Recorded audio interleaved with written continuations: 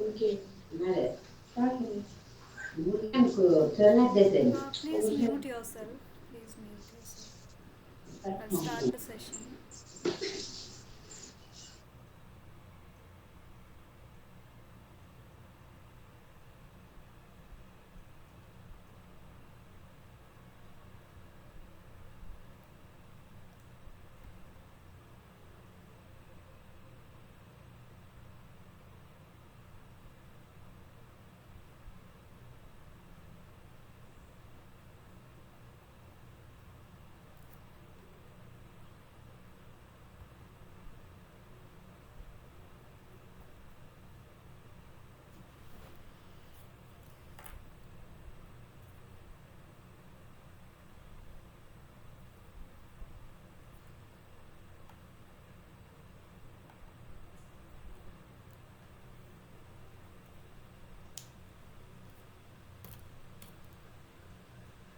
I'll wait for some time. I'll start after 6. Let's wait couple of minutes so that people can join.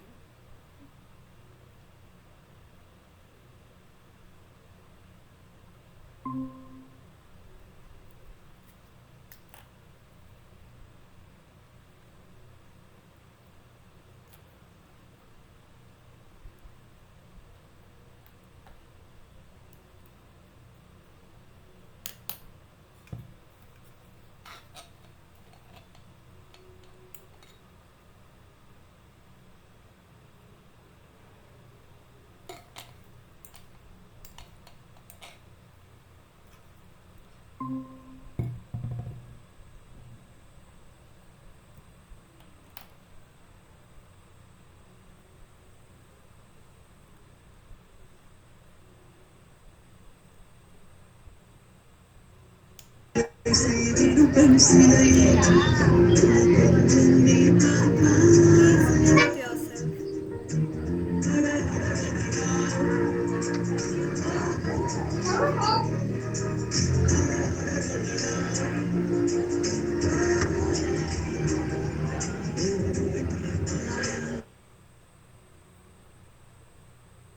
Okay, I'm muting everyone. If you want to say something, then please write in the chat box. I will unmute again everyone later. Okay.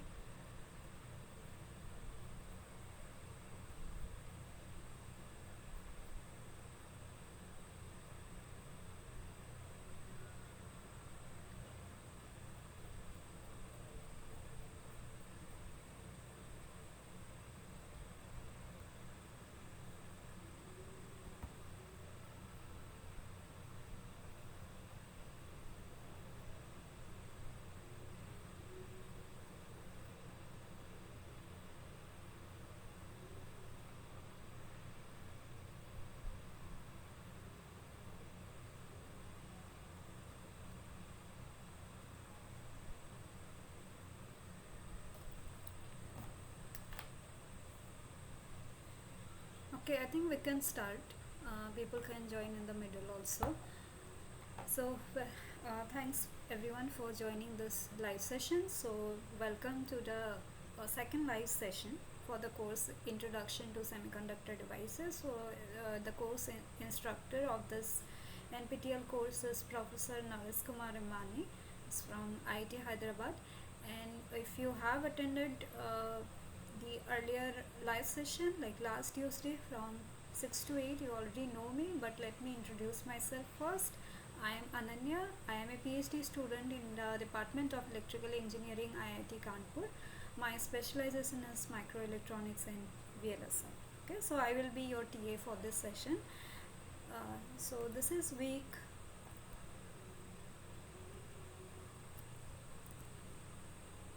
So this is week 2. Normally, how I conduct the live sessions, I first give an overview of the topics those were discussed in the class for the whole week.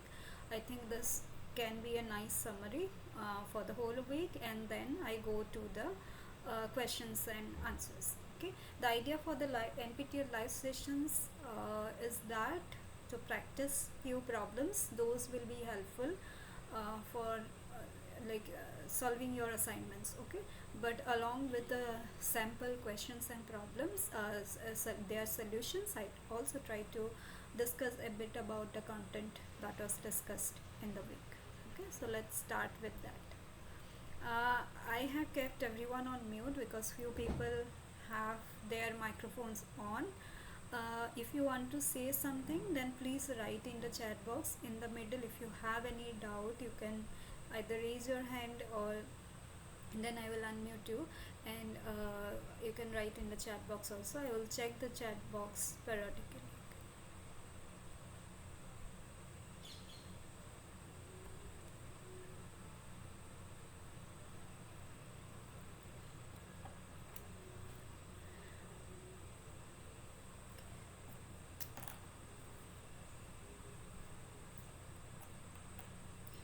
So, what were the things those were discussed in this week? So, the first concept that we discussed was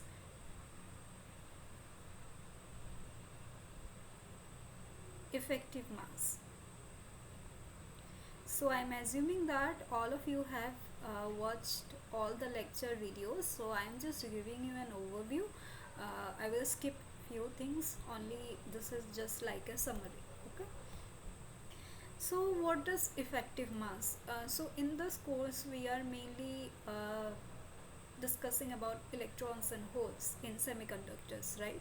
So, effective mass is also we are considering for electrons and holes, and specifically for electrons for today's discussion. Okay. Now, what is effective mass? We define this term for electrons moving in a semiconductor, inside a semiconductor lattice. Now, this mass is a bit different from the electron rest mass that we know, the free electron mass, which is 9.1 into 10 to the power minus 31 kg. Okay, uh, it is not exactly equal. That electrons have different mass inside a lattice. This is a bit hard thing to understand, but let's understand it in this way. uh, so we say we have a semiconductor, piece of semiconductor, and we are applying an bias voltage to it, and that bias voltage we are applying some voltage that will exert some force. Okay, force on the electron. So if it is a positive terminal, if it is a negative terminal, and the free electrons will try to move towards this positive terminal. Now, we are applying this force, this bias externally, and we are expecting that our electrons will move in a certain way. But if we don't consider the concept of effective mass, uh, then there will be like a mismatch of calculation, because electrons are not exactly like moving due to only the external forces. There will be some internal forces as well, because there will be lattice atoms that will have some potential of its own that might divert the electron in a certain way. So overall, the way we are expecting that the electrons will move from this terminal to this terminal, that will not be same. Okay, and to and like include all of the effects that electron is facing from moving one place inside the semiconductor to the positive terminal, say, whatever the forces it is experiencing, what are the opposition or the deflection of the like this electron due to some other potential. So all these things will be considered by using this concept of effective mass. Okay, so the total force that is experienced by an electron inside a semiconductor lattice, that will be equal to the external force that we are applying, say the bias voltage we are applying, plus the internal force. Okay, internal force due to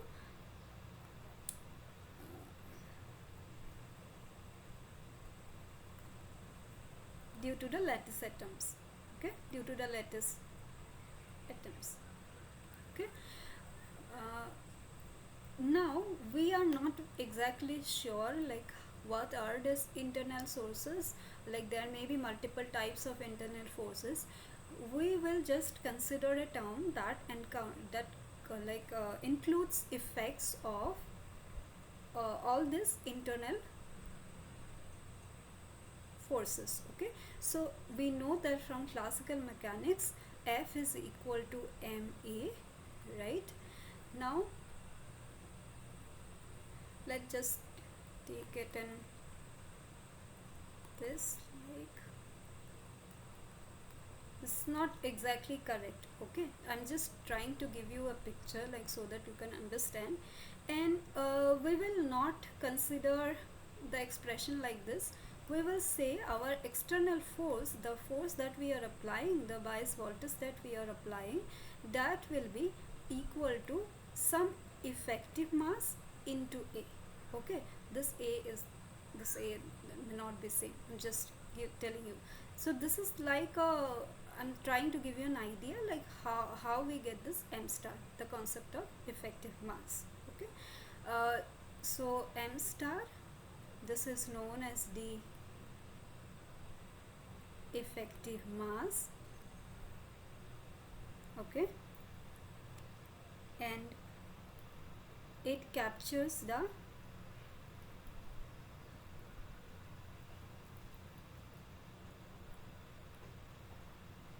effect of lattice. Okay, we are not worried about the internal forces inside a semiconductor. Okay, now how we can get the effective mass mathematically? Okay, let's see. So for free electron,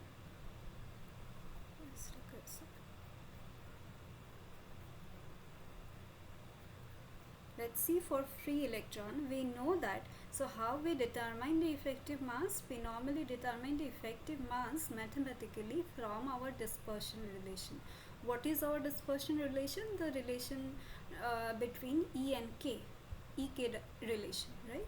What is the relation with dispersion relation for free electron? So E is equal to h bar square K square by twice m. Okay, this has a parabolic EK.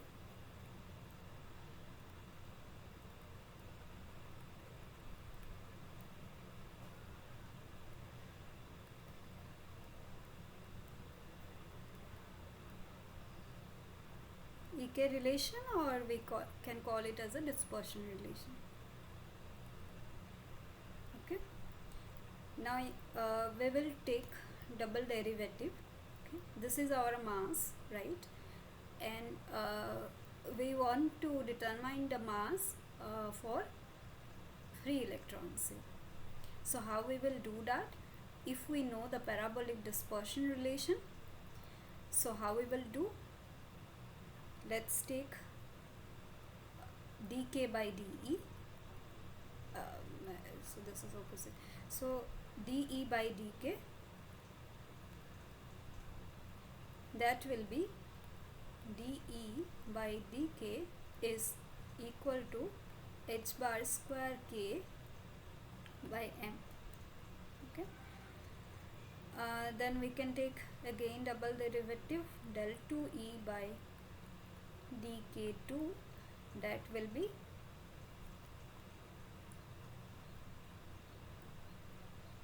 one by h bar square d2e by dk2, that is equal to,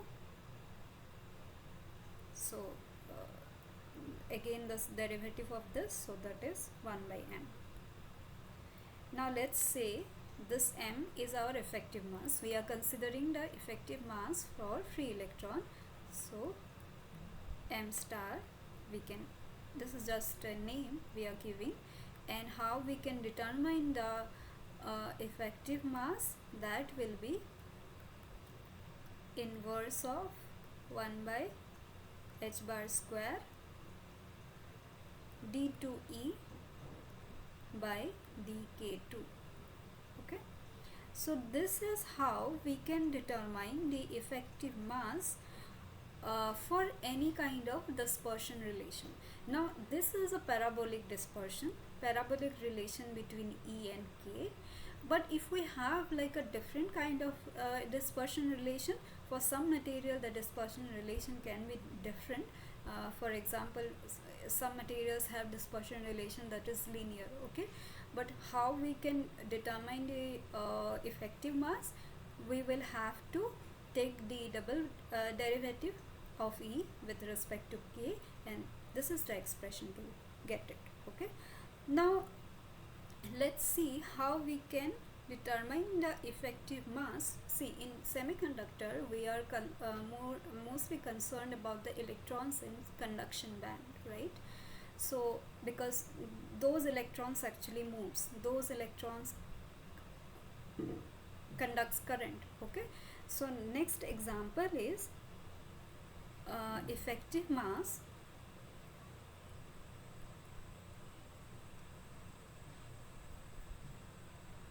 in conduction band.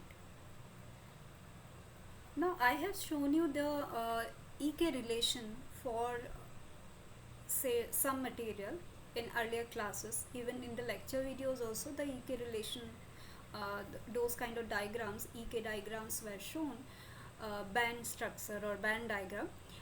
You know that the EK diagram kind of looks like this, and normally the conduction band, just I'm not going into the details. Normally the conduction band has a EK relation like this. So if this is K, this is E, this will be some energy level, we call it as EC, edge of the conduction band, and it has this kind of a structure, right? Now if you remember the UK diagrams, those you have studied in week 1, then you will know this kind of a shape, okay. We have this kind of a shape in our EK diagrams. Now this shape is not exactly parabolic, right, like this, but we can fit here. It is certainly not parabolic, but in this region, in the lower region, we can still fit a parabola, okay, and this is actually EC.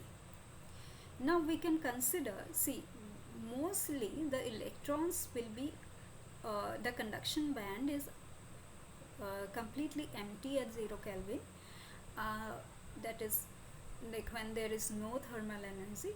If there is some thermal energy, some electrons from the valence band will go to the conduction band, but it's not like it will get a very high energy. We will study about Fermi function and those things. We know that if the energy value is very high, then the probability of finding an electron in that energy level is very less, okay. So electron will try to fill these region mostly, even in conduction band. So we we are more concerned about this region, this lower region, and we fit it with parabola, and then we again use this expression to find the effective mass. How we find the effective mass? It has a different kind of EK relation, but we can still use this expression and take the derivative with respect to K. We can consider that our EK relation is parabolic in this region, and we can find the effective mass of electrons in the conduction band, okay. So if you remember from the class, we can fit like a parabola here, and it will be like E minus EC some constant K square, okay. This is the equation of a parabola, right? E minus EC equal to some constant K square, equation of a parabola. Now we can again take the double derivative d2e by dk2, that you can calculate, and d2e by dk2 if we calculate, and then we can calculate m star. So this value will be h bar square by twice m.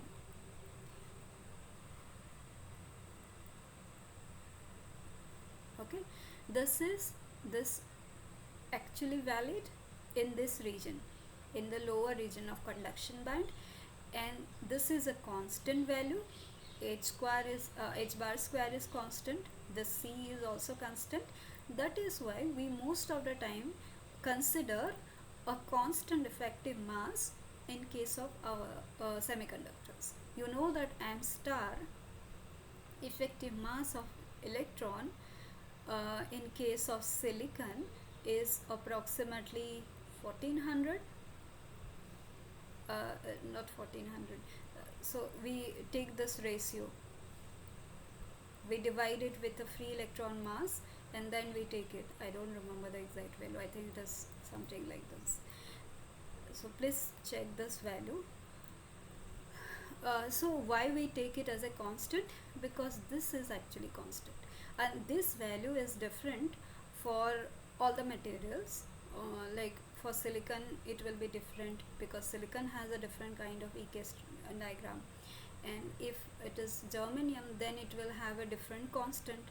But overall, we for most semiconductors, like if we can fit a parabola in the lower half of the conduction band, we can say that our effective mass is a constant value. That means our overall mass is a constant value. It is not necessary that mass is always constant, okay, especially inside a semiconductor if the energy level is high. Okay, so in the conduction band, H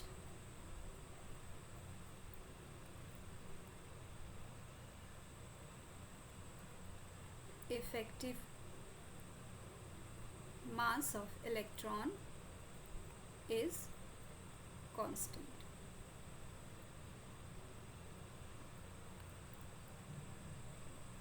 Remember that this is again valid in this region. Here it is not parabolic, it's a different kind of relation. You will get a different kind of effective mass. Okay.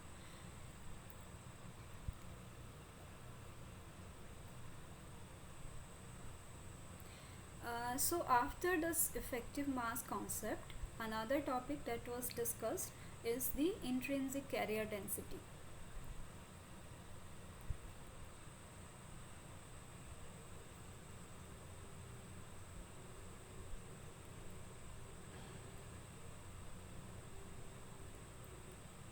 Now when we say intrinsic carrier density inside a semiconductors, we have to define at a particular temperature. Okay, this is very important, because you already know that intrinsic carrier density and many other properties of semiconductor depends on the operating temperature. Okay, for example, band gap depends on operating temperature, right? So everything we define at a particular temperature, and most of the values you already know, those are for say at room temperature 300 Kelvin. Okay,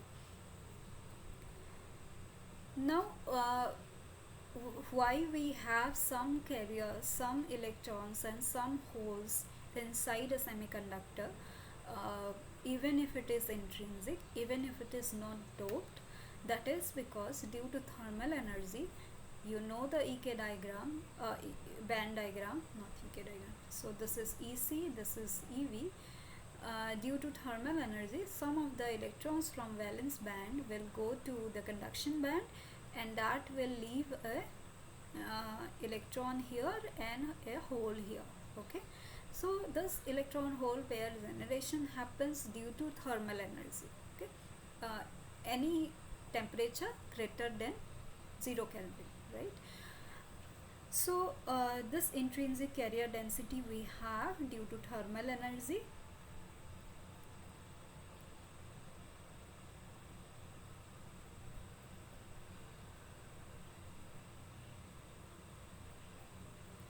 And which result EHP generation, electron hole pair generation.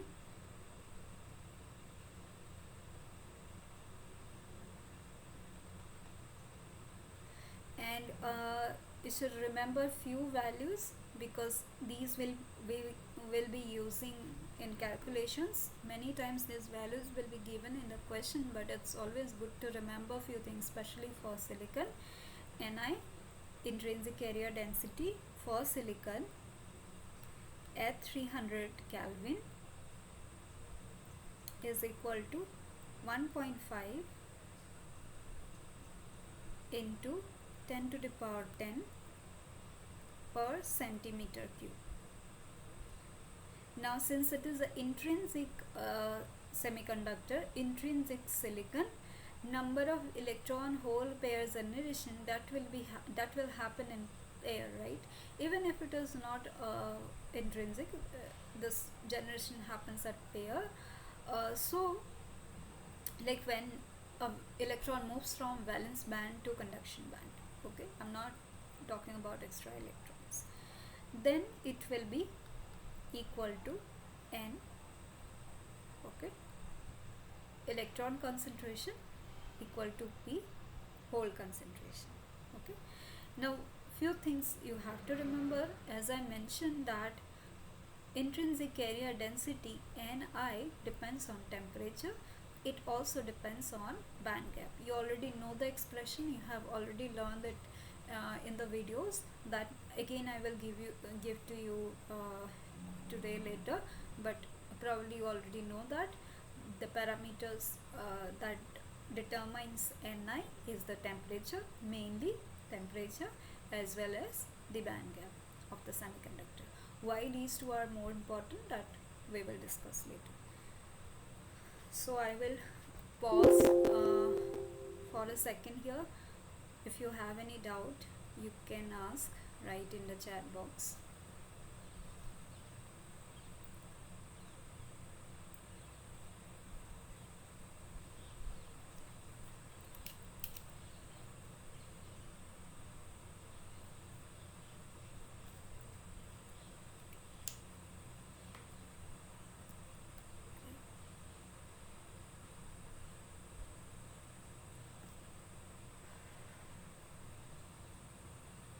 If there is no doubt, then let's go to the next topic. What we discussed next, what we learned actually, that was discussed by professor. Okay, I have just discussed effective mass, so I will again briefly tell you.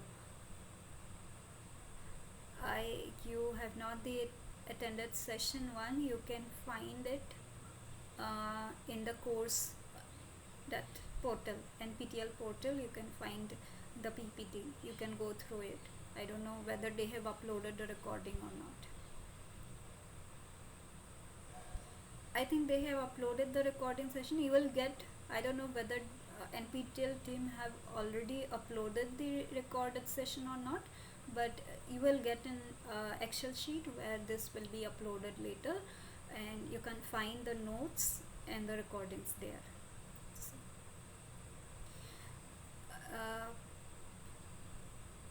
Okay, so effective mass is like, see, as I mentioned, I will just give you a qualitative picture. Okay, you have a semiconductor block, you are applying some bias voltage, that is like external force. Now how electrons should behave here? Electrons should move towards the positive terminal. You are expecting the electrons to move in a certain way because you are applying some external force. Electron has a mass, it will has a certain velocity and then respective acceleration, like F equal to ma kind of a relation. But electrons does not actually move the way you expected. That is because there are like lattice inside a semiconductor, right? There are atoms, there will be certain forces. Electron will try to move towards the positive terminal, but it will be deflected by say another atom or something.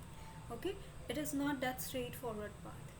Now there are some internal forces which are okay, so this is like minus, right? Okay. Which are like,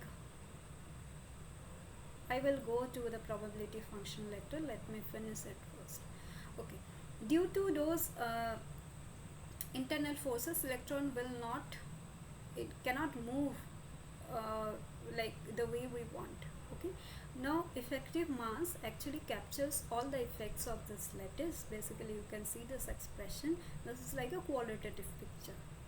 Now how we actually determine the effective mass mathematically using this expression, and this you can verify for free electron. This is our mass, and we have a parabolic relation, and if you take this double derivative and 1 by h bar square, you actually get the free electron mass. So this expression is valid for all kind of EK relation, and you can check this EK relation or dispersion relation on free electron. Okay, so this is like the mathematical expression of effective mass.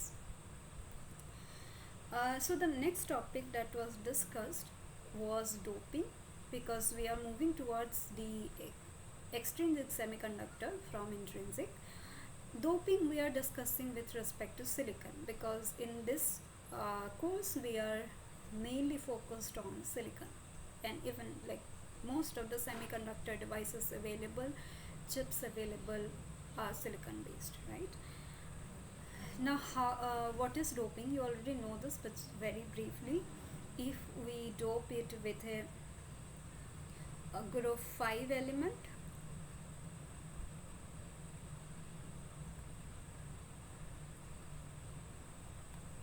I should write like this. Okay, like phosphorus, arsenic, this kind of a material, if we dope silicon using this kind of a material, then what we get,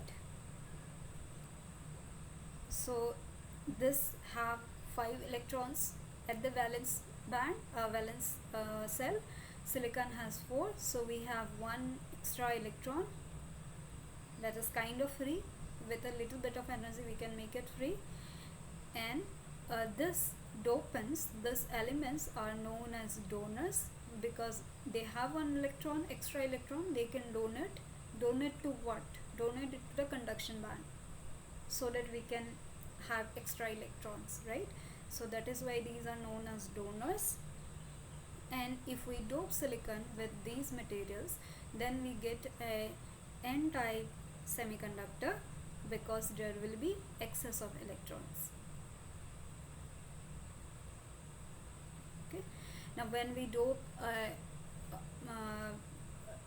silicon lattice with say phosphorus, then there will be 1 extra electron. If the donor atom, that is the phosphorus atom, donates that electron to the conduction band, so then it has 1 less electron. That means our donor will become, so if we have like Nd donors, it will become like a Nd plus, because they have donated 1 electron to the conduction band, each of them, and now they are positively charged. Okay, similarly, if we dope silicon with group 3 elements like boron, gallium, indium, all these elements, they have 1 hole. I use this notation for hole. Okay, for this is for electron, because they have only 3 electrons, so 1 place is empty, right? It can collect 1 electrons, so it can accept 1 electron. So that is why these are known as acceptors.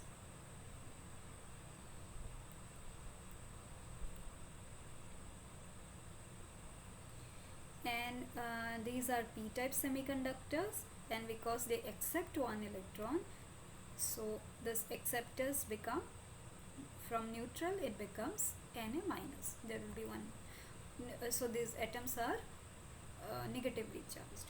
Okay,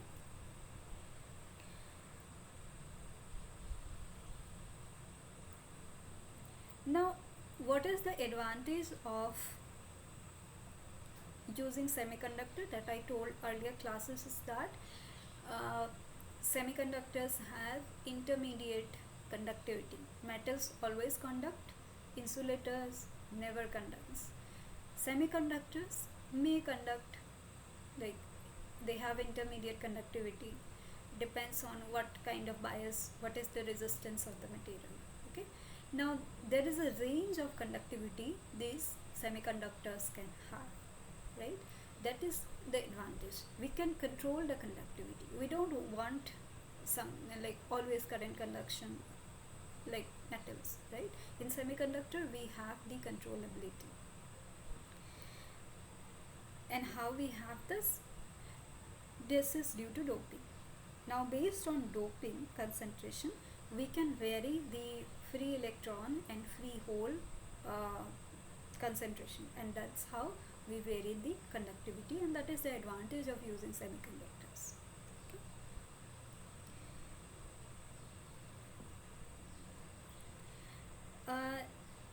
Now see if you look at the band diagram, this is our conduction band EC, this is our valence band.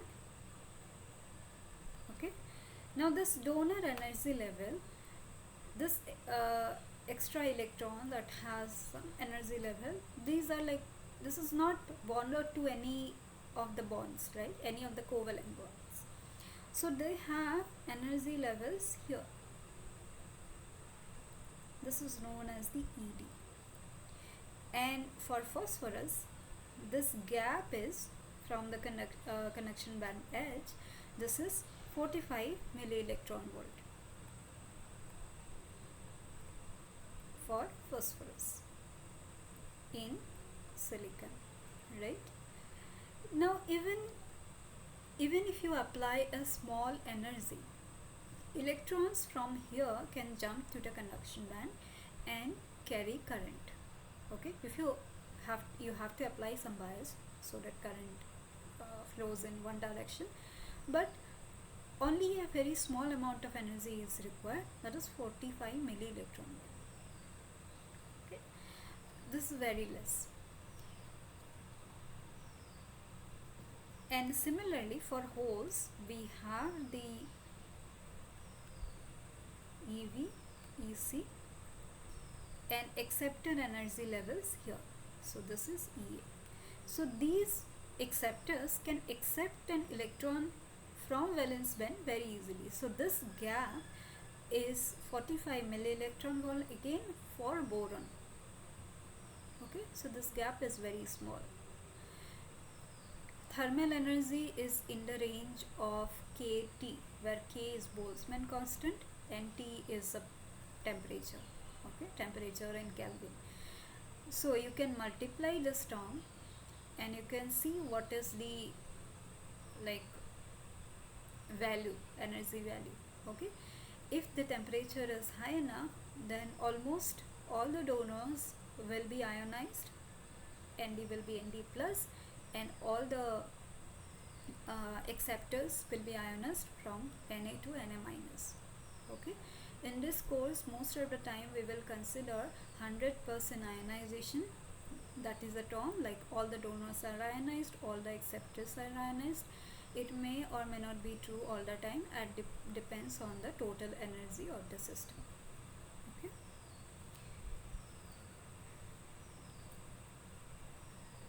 So one more concept is that in case of n-type doping, that is for group 5 element, electrons move to the conduction band.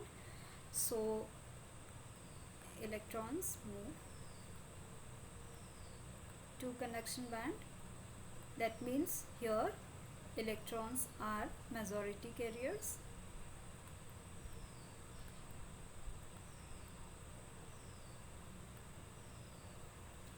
And here electrons are captured by this acceptor energy levels. So there are energy states here, so electrons can take this state. Ideally, like normally we don't have energy levels in between band gap, right? But here we have. So acceptors can take one electron, there will be some hole, and in this case holes are majority carriers.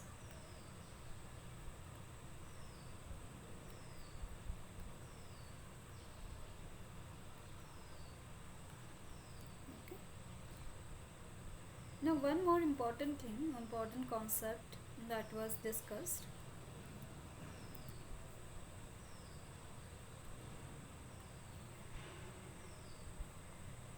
The carrier concentration versus temperature graph. As I told you, everything we learn here in semiconductor is temperature dependent. So if this temperature is in the x-axis and our carrier concentration, say N, we are considering say N-type material doping. So we are only considering the electron concentration. Okay, then the graph is something like this. You are already familiar with this. Okay, so this is for N-type semiconductor. If it is an intrinsic semiconductor, then the graph will be something like this. So what is this? Initially, when the temperature is very low, then most of the atoms will be in their, most of the electrons will be in the ED state. After some temperature, after some thermal energy, few electrons will try to move. So this region is the ionization region.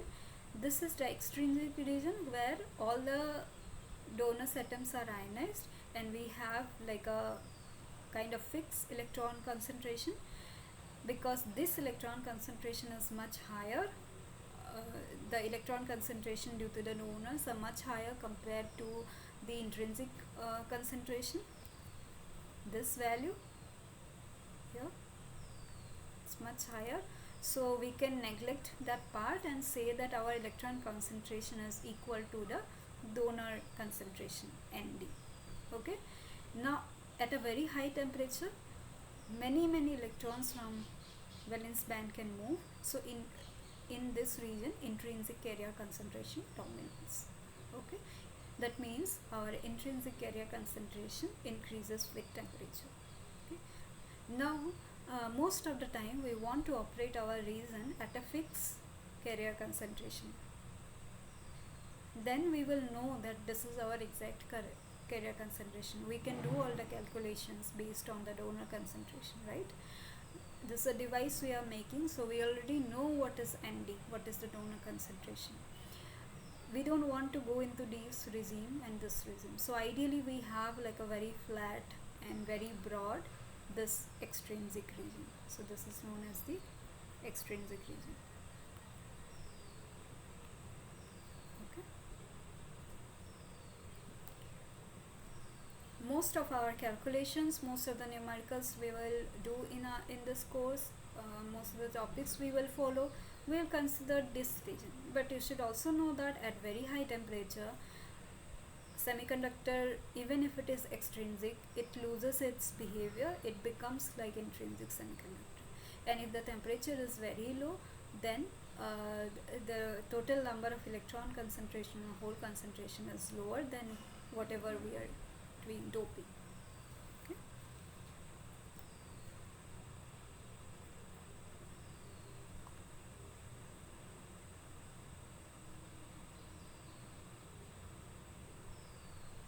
Next we have learned Fermi level. Okay, so first talk about Fermi level in intrinsic semiconductor.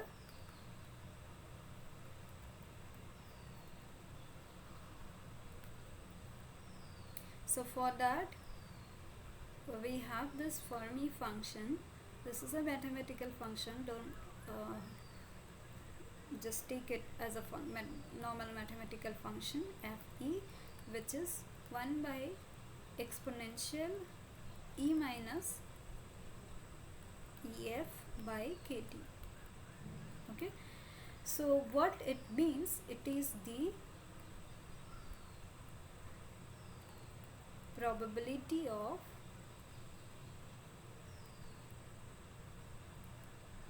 finding an electron in energy level E. Okay, if let's consider at 0 Kelvin, if this energy is very high, okay,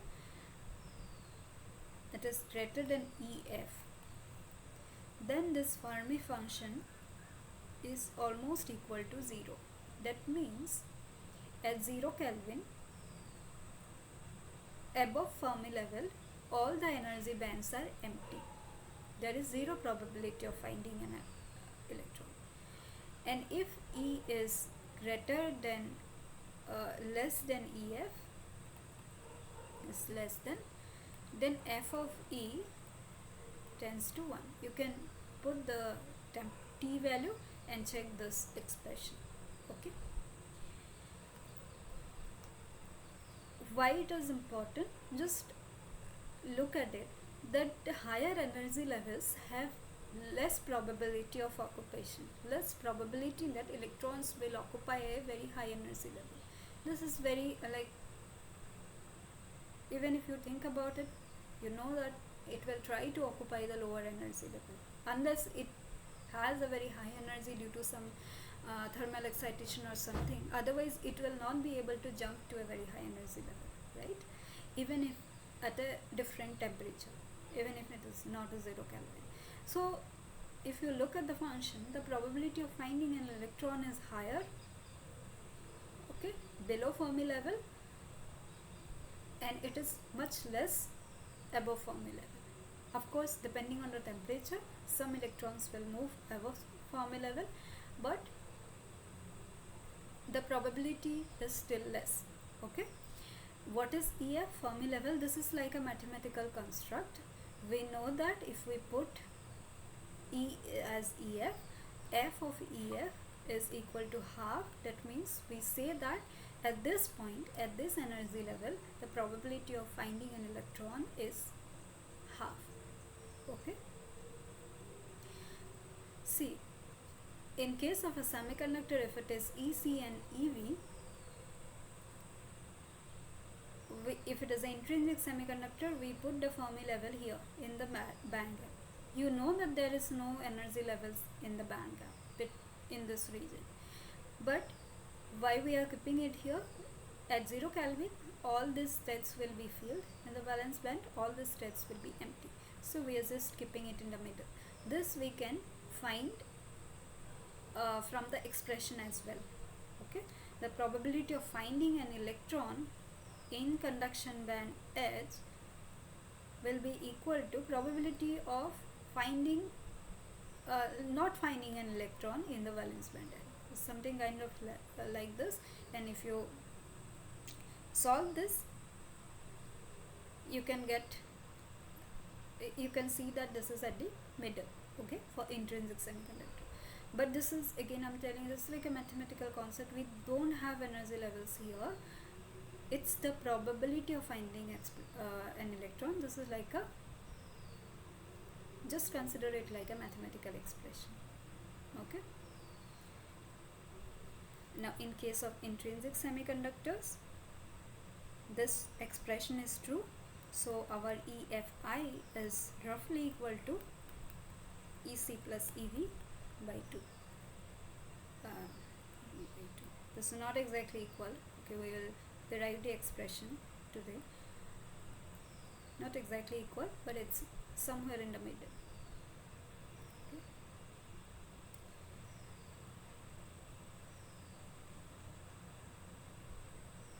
Next, what we have also learned, I will directly give you the expression because this was discussed in the class. It was not discussed in detail. If you are interested how to find, no, not exactly. It is like,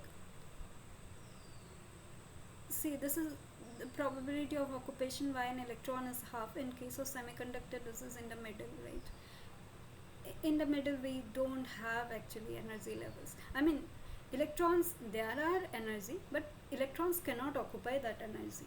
Okay, this is forbidden. If we draw this E and K, this energy levels are always there. But if it is a material, like if it is a semiconductor, if it is a crystal structure, how we determine the EK relation, that we determine for a particular lattice, like particular periodic structure. In that case, we have noticed that there will be certain reasons these energies are not allowed, right? So in case of semiconductor, this is the energy, but this is not allowed. Electrons cannot take this energy. This is like at 0 Kelvin, this is filled, this is empty.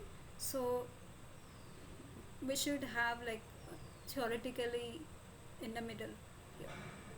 Okay, if there is a defect state here, defect atom which have some energy, then electron can take that, but that is not for silicon.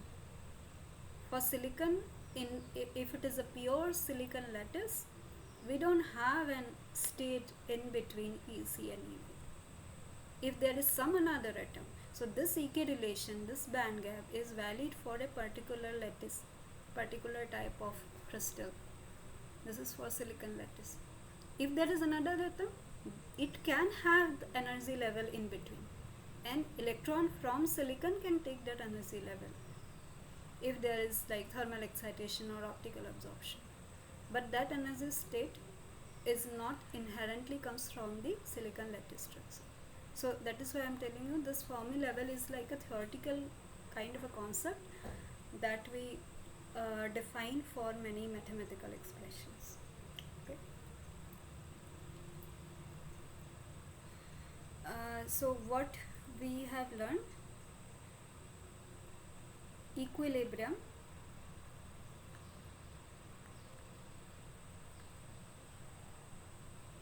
electron and hole concentration.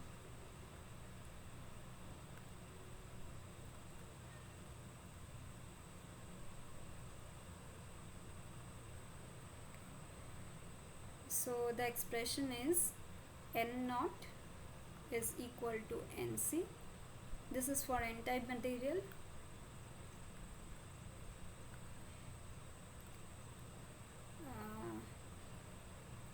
Exponential EC minus EF by KT minus, okay. And similarly you have the expression for P naught in case of P-type, okay. I think you already remember the expression.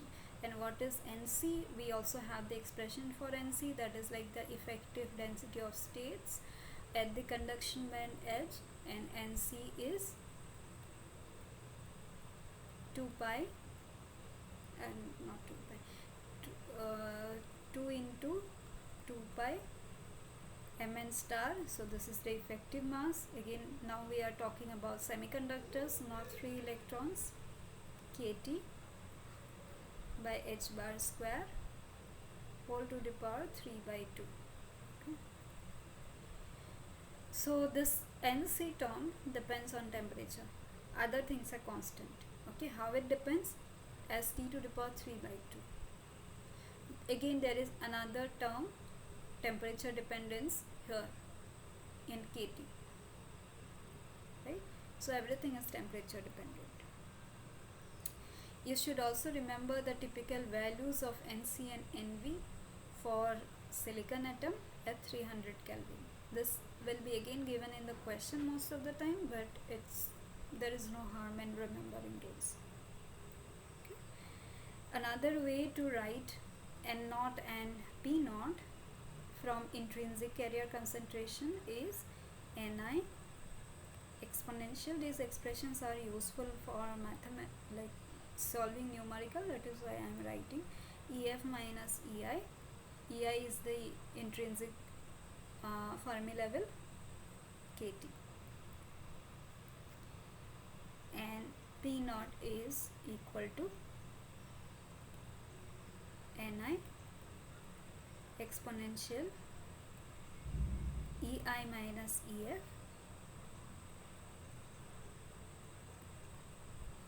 by KT. Fermi level for n-type material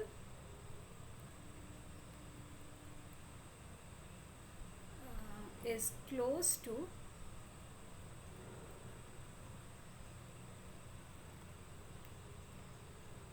EC, because there are more number of electrons, so the probability of finding an electron actually goes up, like to a very high value, and for high energy value. And for p type material, the probability of finding an electron is more in the like in this region, and if there is like acceptor levels, then that will be occupied. So the Fermi level is further below. Okay, average energy levels of electrons kind of it goes below.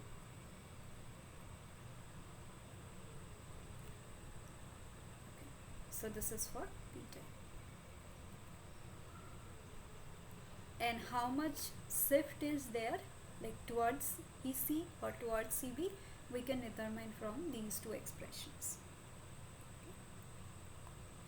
Another important thing you should remember is that the product of N naught and P naught is equal to Ni square. So this is known as mass action law, but remember this is valid for certain condition. Here we are defining as N naught and P naught. These are equilibrium electron and hole concentration. Do you know what this equilibrium means?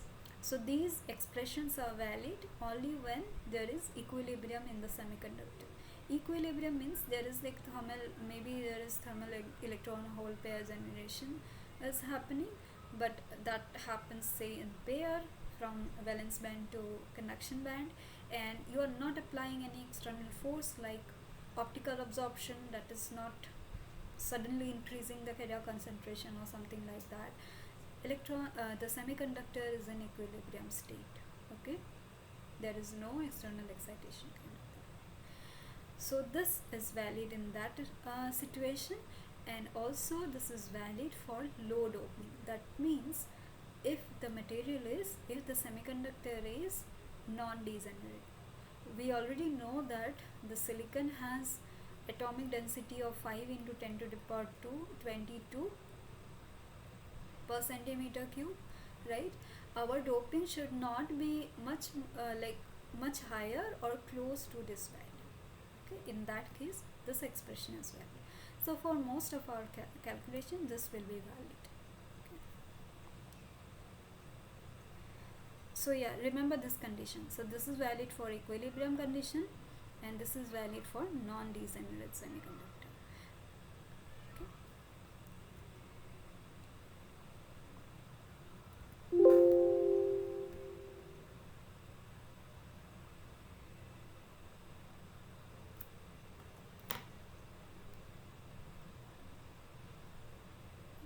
Okay, we have few more topics, and then in the later half, like after 7, we will start the questions. Next topic what we discussed was compensated semiconductors.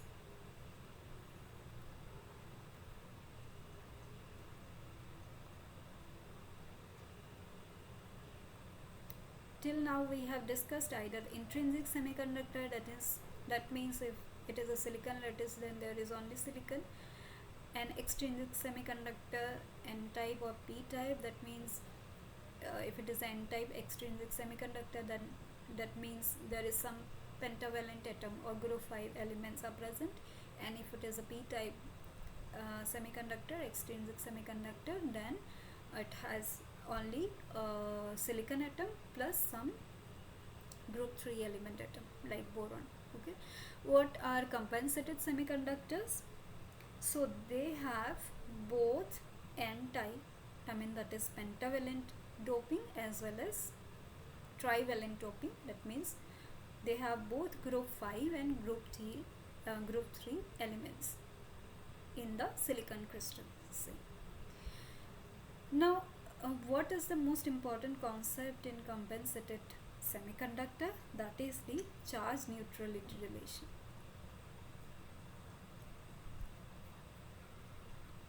See, this is always valid.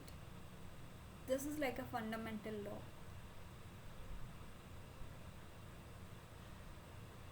p-n diodes is a example of compensated semiconductor? uh, Practically yes, but the way we define p-n junction is like p doping in one side, n doping in one side, right? So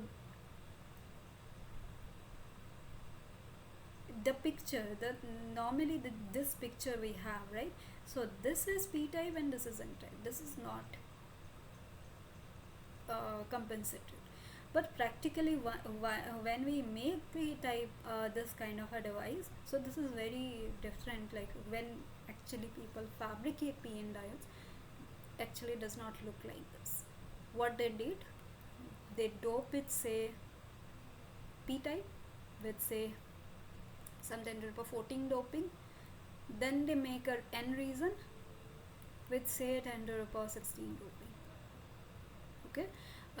I mean here overall it will be an n type, here this is a p type. That's how they fabricate, but this picture is not. Okay. Yeah, fabrication wise it is a compensated semiconductor in one region, not the other region. Okay. Charge neutrality concept. So this charge neutrality relation is always valid. Few things are like fundamental law, like energy cannot be created nor be destroyed. We can, if there is some positive charge somewhere, there is another negative charge somewhere. Okay, they are always like a pair. If there is a north pole in a magnet, there will be a south pole, right? Cannot say that there is only one north pole or one south pole. So charge is also like that. If there is positive charge, there will be negative charge. If there is electron, there will be holes, right? If we have some donor atoms, it donates their electron to the conduction band, there will be a corresponding electron in the that band. Overall, plus minus, you can see the charge neutrality is satisfied. If there is an acceptor atom, it will accept an electron, but there will be a less of electron, or there is a hole in the valence band, right? So this kind of relation is always valid. In compensated semiconductors, we have both Na and Nd, both donors and acceptor. So what is the expression? We will have total charge will be 0. Okay. How we get this? Nd plus minus N naught, say electrons we are saying it as a negative, like with this sign, minus Na minus negatively charged atoms plus P naught is equal to 0. This is a very very important expressions. Whether we will use it or not in our numerical problems, that I don't know, but this is very important. You should always remember that this charge neutrality relation is always valid. Okay. Now from the charge neutrality equation, we can determine for n-type material how we can get this expression that was discussed in the video, so I'm not going through it. I'll just write down the expression so that you can use it in numericals. Nd minus Na, and this notes anyway I will share. Nd minus Na by 2 square plus Ni square. And for p-type, we have P naught equal to Na minus Nd by 2 plus Na minus Nd by 2 square plus Ni square. Now if it is an n-type material, if Nd is greater than Na, then you can find N naught, and then using the mass action law, that is N naught into P naught equal to Ni square, you can find P naught also. If it is a p-type material, that is Na is greater than Nd, then you can use this expression, and again you can use the mass action law to find the value of N naught. Okay. Next, I think this will be continued in the next week also. In week 3 also, we have briefly discussed about drift, carrier drift. Okay, this is in the influence of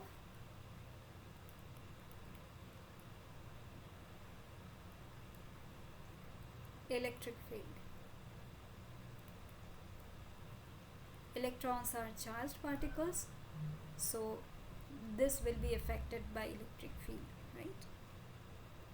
And what is the expression of electric like drift? Current density Z drift is equal to rho into Vd. This is the charge density plus Vd is what?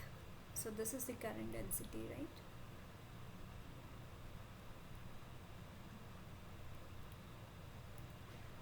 And this is Vd is drift velocity.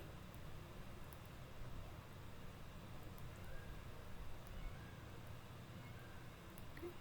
This is the charge density, so we can write Z drift. What is the charge density? If it is n type, then it will be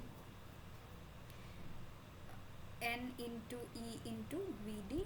Now drift velocity can be written as, the expression for drift velocity is mu into E. Here I am writing this E instead of this E because this we use for energy. Okay, so let's, so that there is no confusion, I am writing it like this. This like a, normally people use this kind of expression for electric field. This mu is mobility.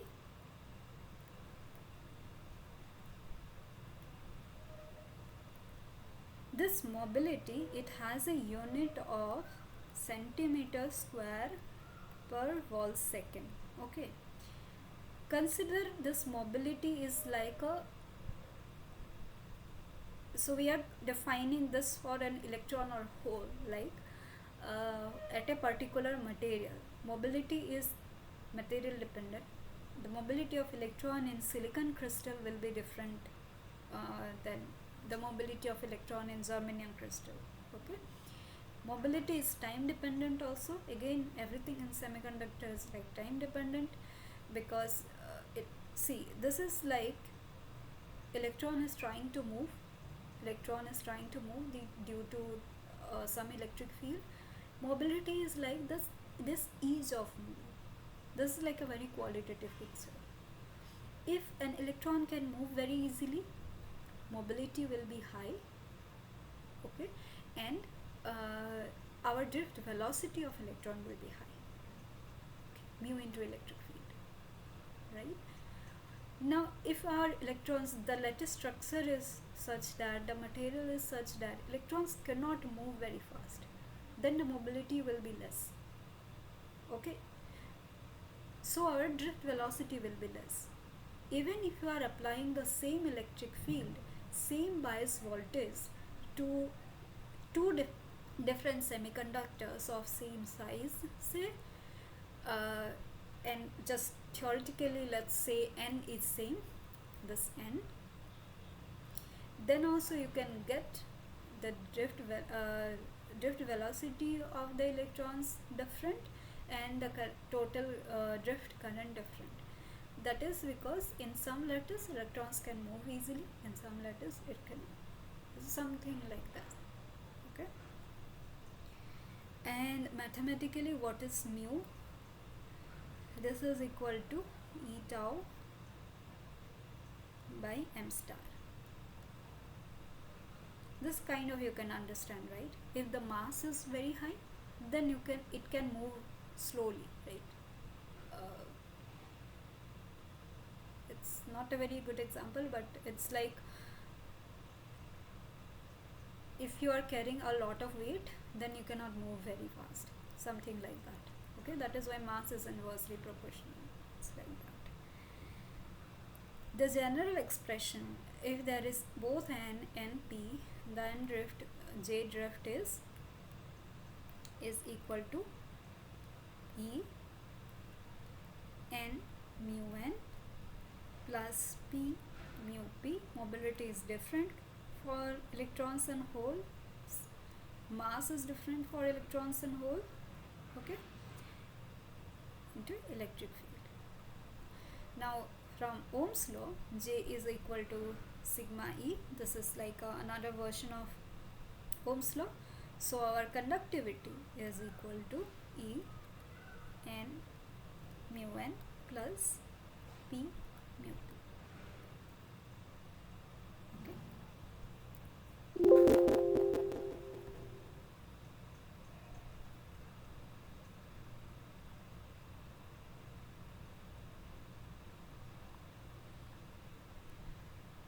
Okay, we have like roughly 55 minutes. Let's go to the questions.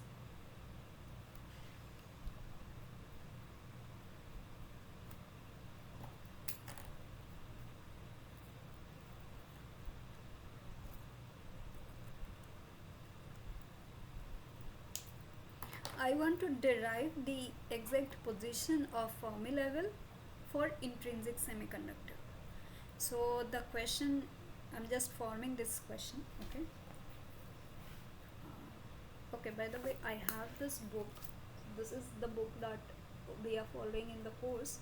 If you are interested, like, you can buy this book, and if you are planning to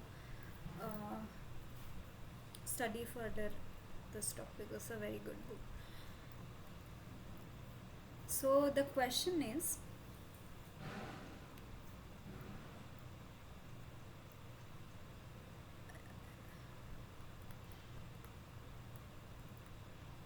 find the expression for position of intrinsic Fermi level.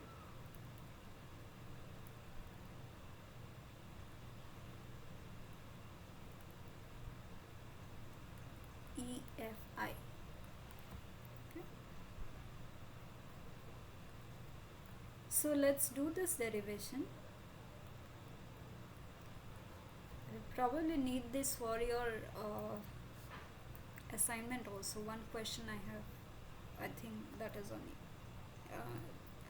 like in this, it uses this expression. So we are considering intrinsic semiconductor and we are considering in equilibrium.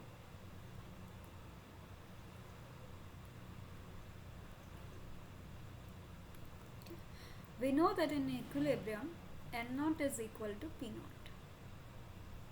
right? Because electron holes are generated in pairs, right? That is why N0 is equal to P0. Unless you are injecting some electrons from outside, then it will not be in equilibrium. That's a different thing. So what is the expression for N0 and P0? NC exponential minus EC minus EF. Please try to do it along with me because this is just mathematics. NV exponential, and also let me know if I do some mistake while doing. Okay, EF minus EC by KT. So this EF is EFI. Okay.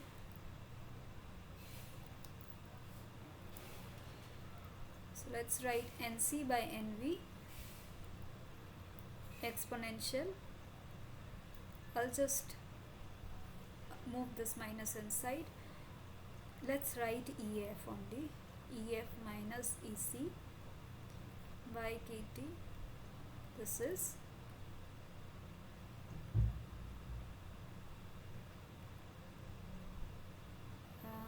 so this is EV, right? If I make this kind of a mistake, then let me know. EV minus EF.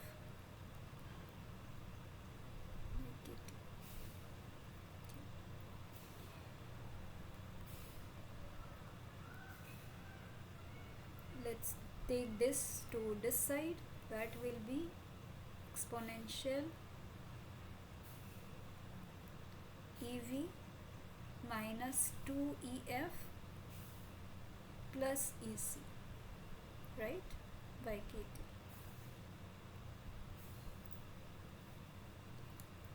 This is e to the power, so we get this expression. If we take ln on both sides, then it will be kt ln of nc by nv. See, I'll write it like this, by 2 ec plus ev by 2 minus ef. Okay, yeah, this is correct. Okay,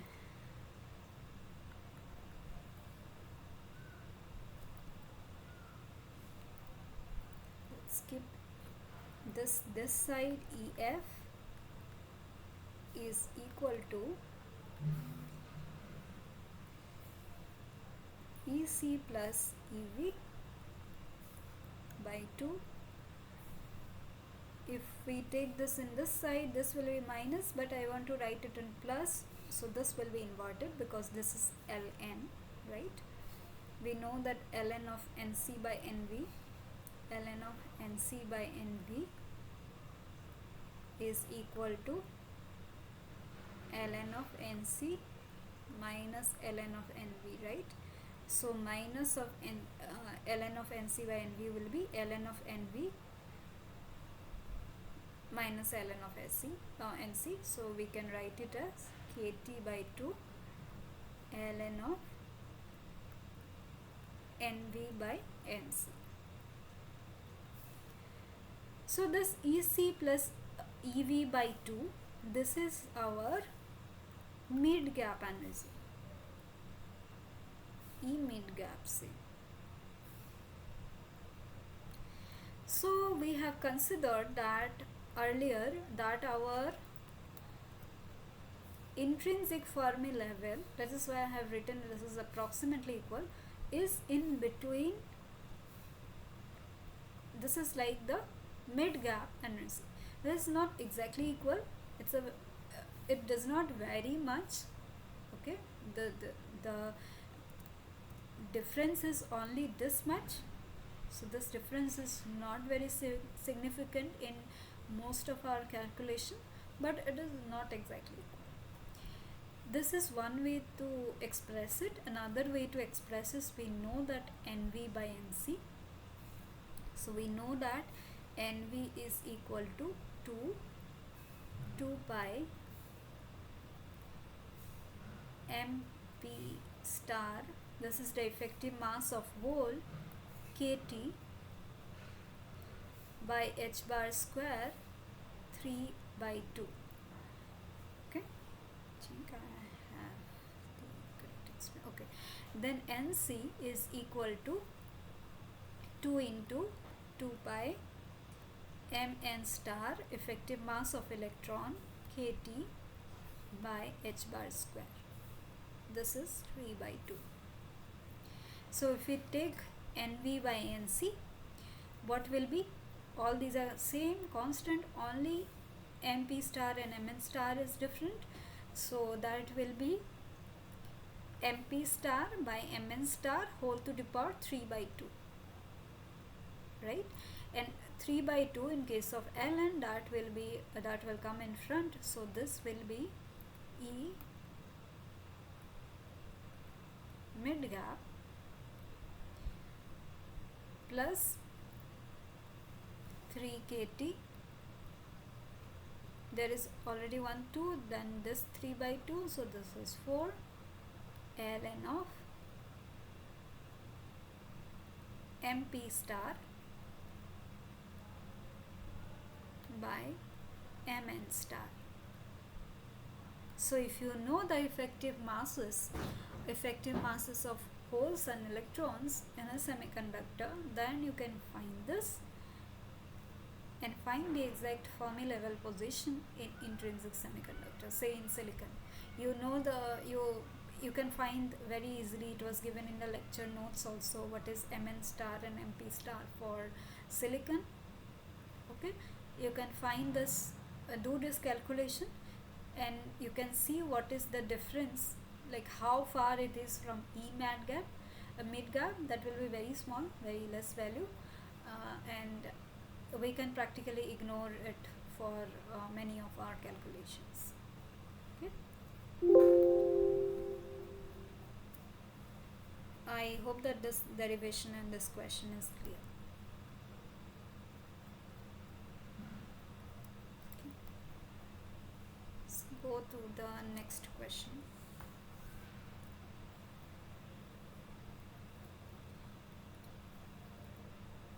The electron concentration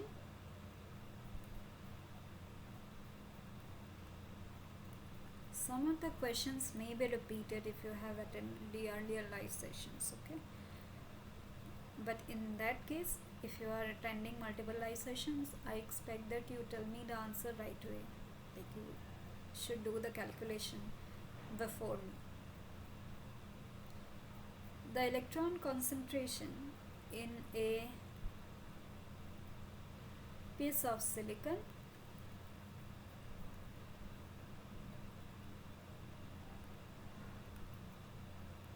maintained at 300 Kelvin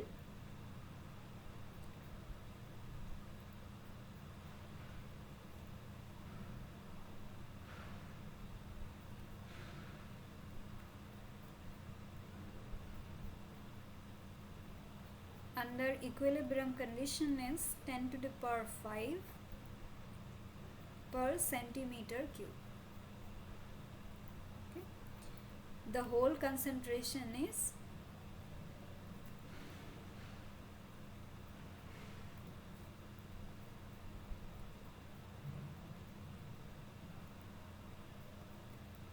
bash per centimeter cube. And for the calculation, Ni is given as 10 to the power 10. That is for just ease of calculation. Okay. So how we can calculate it? What will be the value? You can tell me the answer in the chat box.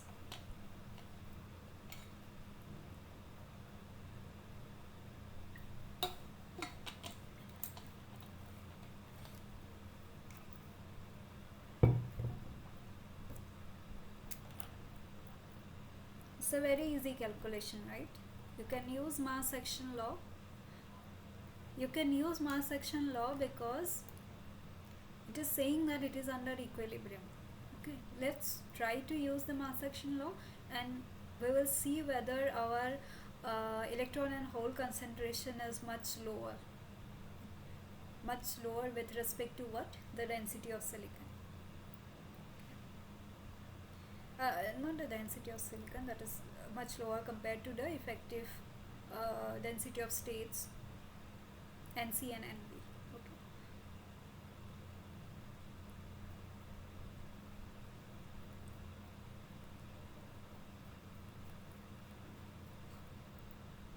So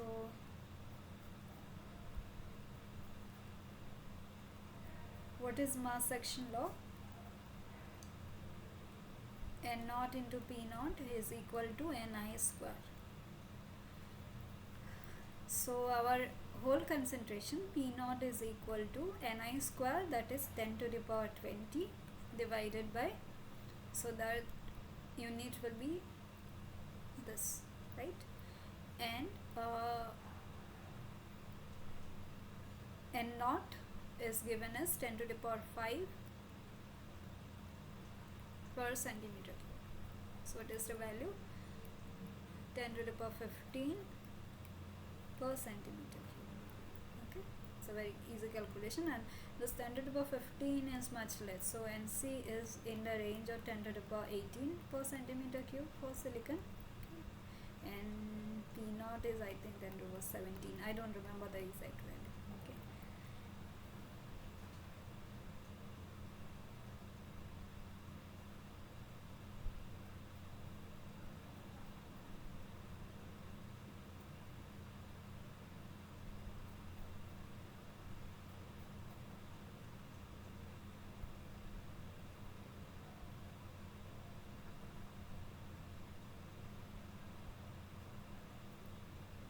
Okay, so this is in the range of 19 actually.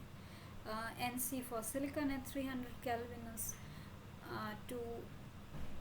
2.8 into 10 to the power 19, and this is 1.04 into 10 to the power 19. So it's much lower.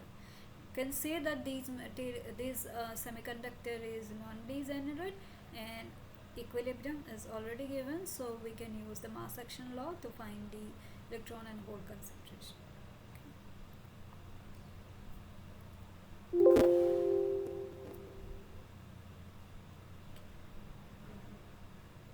So go to the next question. I'll write down the question first.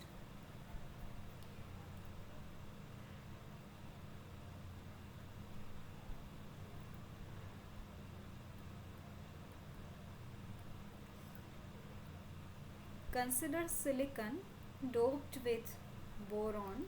So if there is boron doping, then means it is a p-type semiconductor, right? Boron is group 3 element.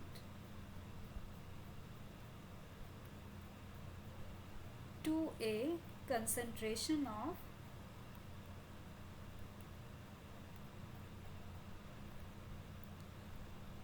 4 into 10 to the power 15 atoms per centimeter cube. If Ni is equal to 1.5 into 10 to the power 10 per centimeter cube, and Vt, what is Vt? Vt is thermal voltage, that is 26 milli electron volt. This is basically kT. Okay.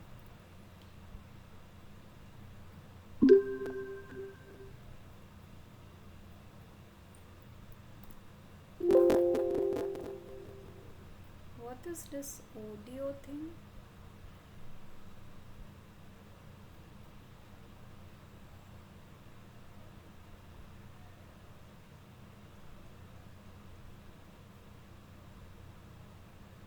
You can hear.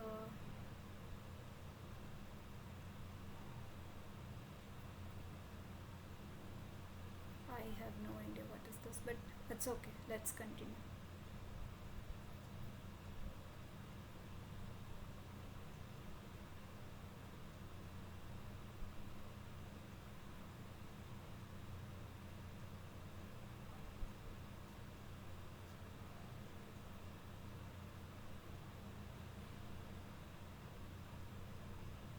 Yeah, I hope that there is no problem with my audio and video, and you can see my screen properly. I don't know what is this notification.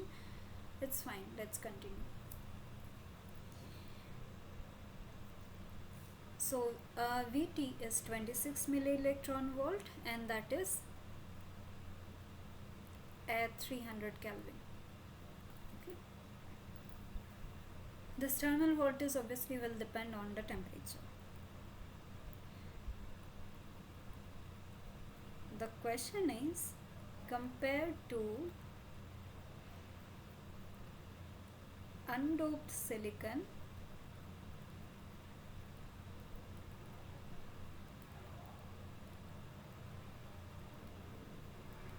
the Fermi level of doped silicon, what is the difference between the undoped difference between the Fermi level of undoped silicon and for silicon with this doping, that you have to calculate is how much. Okay. So there are few options. Let's not give you the option. Okay. Can anyone tell me how to approach this question, like how to solve this question.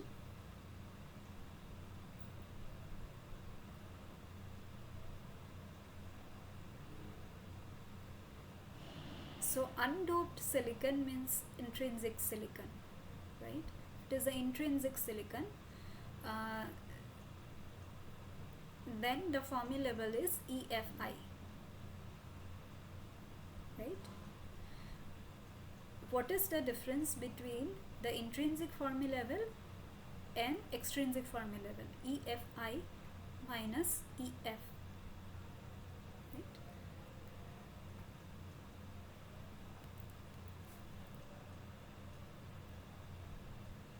So we have this band diagram of silicon. So this is EC and this is EV.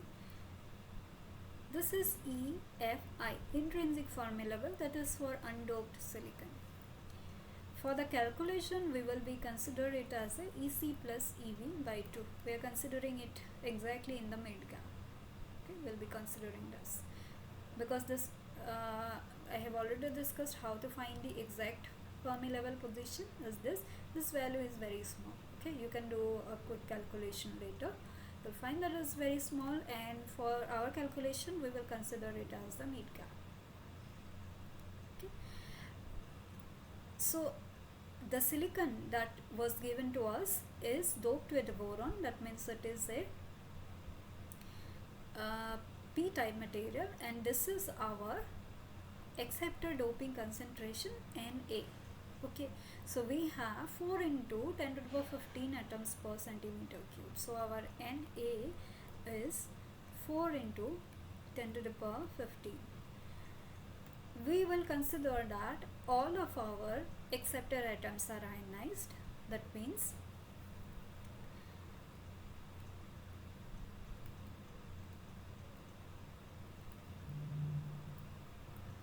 so all of these NAs are now Na minus. So we have our P naught is approximately equal to 4 into 10 to the power 15 per centimeter cube. Holes will be 4 into 10 to the power 15 per centimeter cube, because our Ni is 1.5 into 10 to the power 10, right? Compared to this, if you take a ratio P naught by Ni, that will be very large, or you can take, if we take the ratio of Ni by P naught, that will be very small. So we can say that our whole concentration is approximately equal to Na. Okay, and we are considering 100% ionization.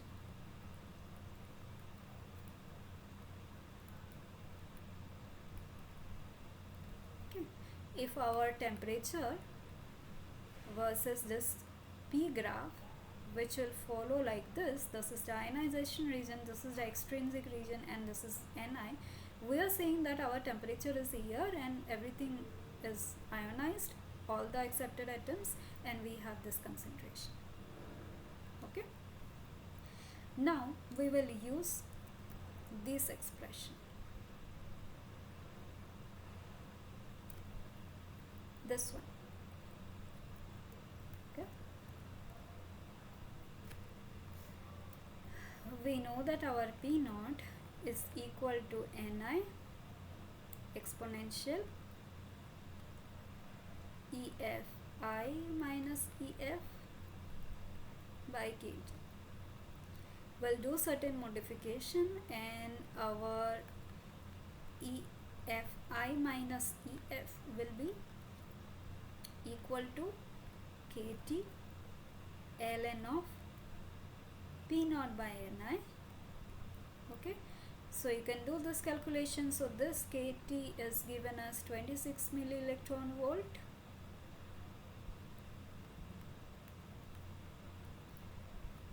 Ln of P naught is 4 into 10 to the power 15 by 1.5 into 10 to the power 10, and this will be in EV, right? This is the unit. So what will be it? You can calculate it. So 4 into 10 to the power 15 divided by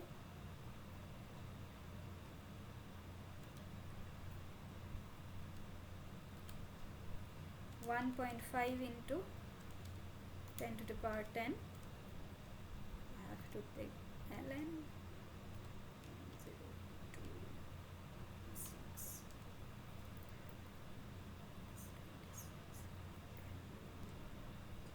So this value will be approximately 0.325 electron volt. So our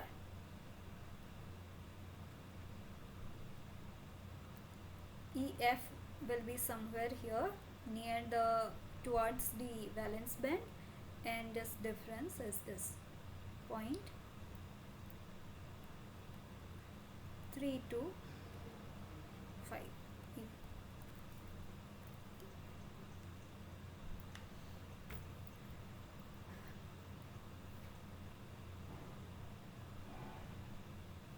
It was saying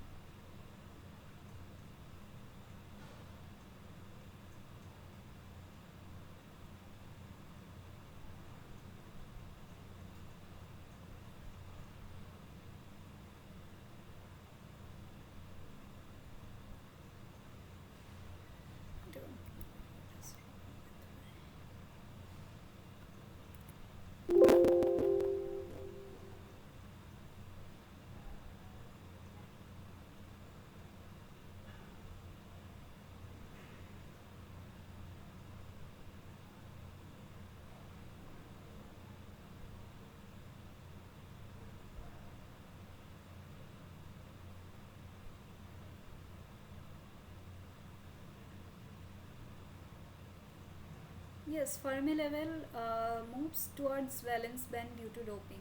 That is for p-type. Fermi level moves closer to conduction band, but if it is the n-type. In case of n-type material, the number of the see again the concept of Fermi level is like probability, right? There will be more number of electrons in case of n-type semiconductor, right? So overall that Fermi level, that energy level goes up. So that is why it is comes closer to the conduction band edge, EC. In case of p-type material, number of holes are more. Okay, so that is why and the accepted energy level, that is like very close to valence band, right? So that is why the Fermi level goes below. Okay, Fermi level is kind of like average energy level of electrons, something like that.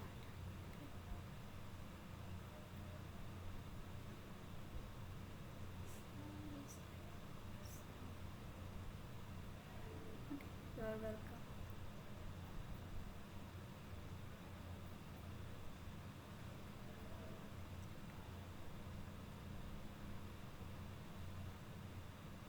My laptop has become very slow.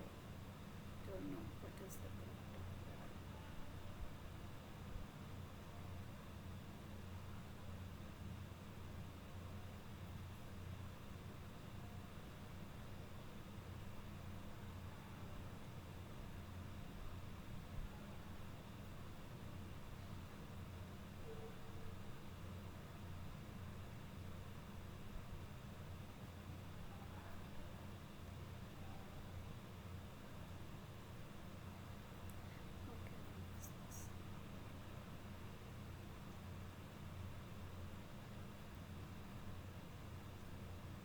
I don't know what is this.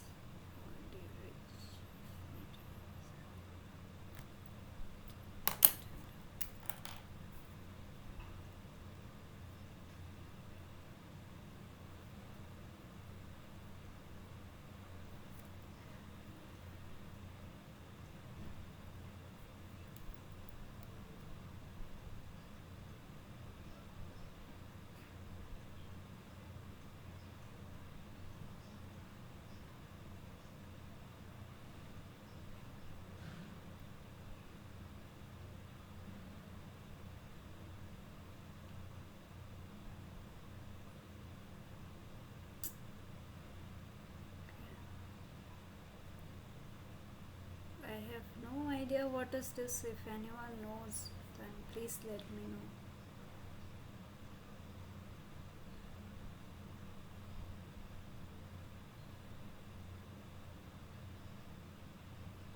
Huh, this is something AI.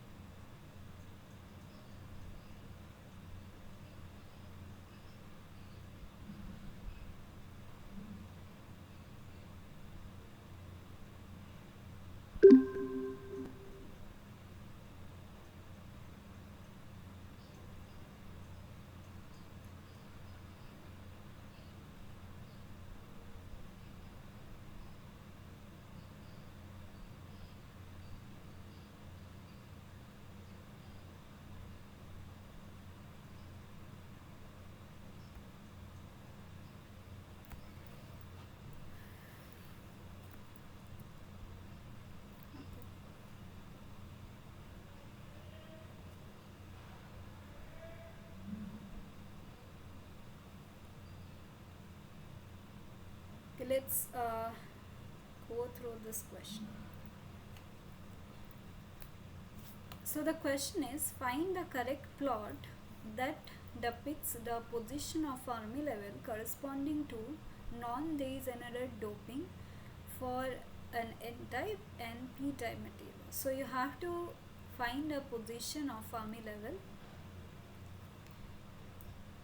For N-type and P-type, there are two different colors given for N-type and P-type, and there is a variation of Fermi level with respect to this doping concentration. It's given here. Okay. Doping concentration is increasing from 10 to the power 12 to 10 to the power 18. So what happens as the doping concentration increases? Let's say it is a first tell me what is the correct answer. You can give it a try from yourself and tell me the answer, then I will give you the answer later.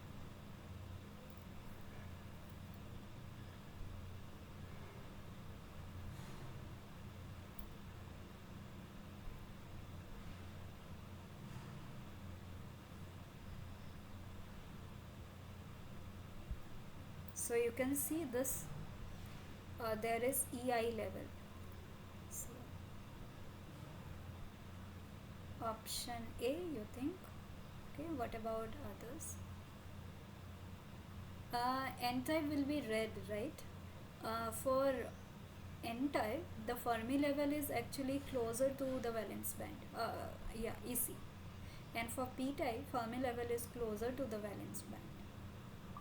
So this is P-type, this is N-type.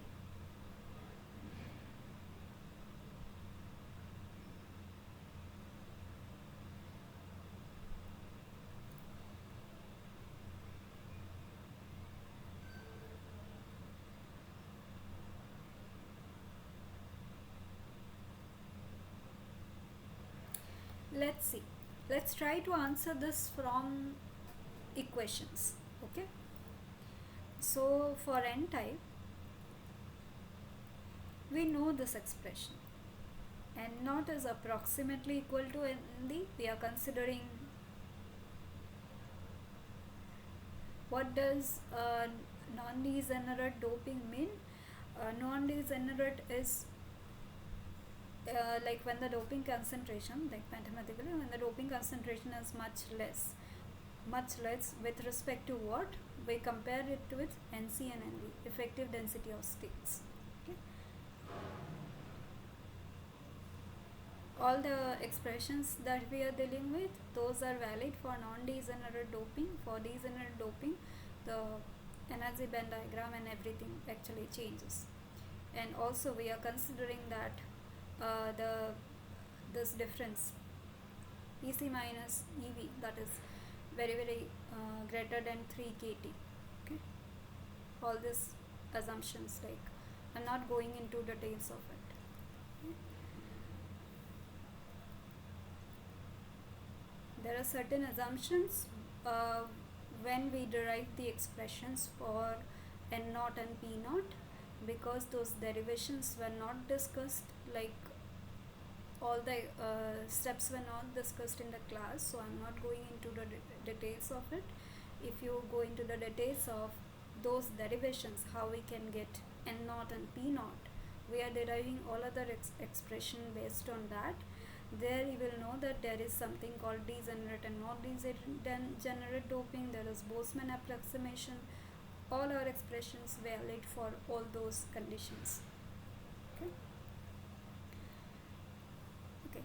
So in case of n-type material, n naught is approximately equal to nd, and what we have expression EF minus EI, that is the intrinsic level.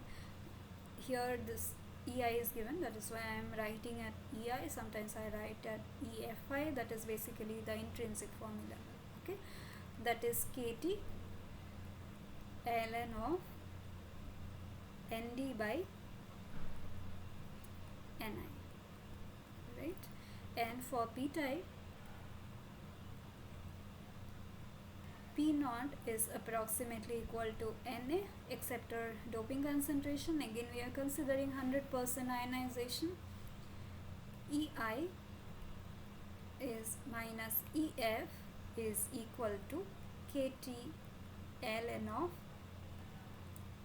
Na by Ni. Now see, Ef minus Ei is kind of like directly proportional. Obviously there is this logarithmic dependence, but it's like directly proportional to Nd. As the doping increases, the difference between Ef minus Ei also increases, right? So for lower doping, Ef minus Ei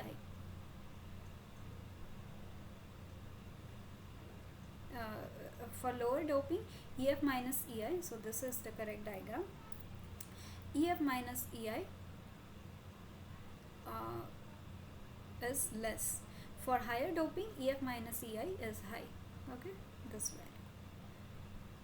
Similarly for P type, again it is directly related to and directly proportional to Na. So for lower doping it is less, for higher doping it is more. Okay, so our correct answer is A.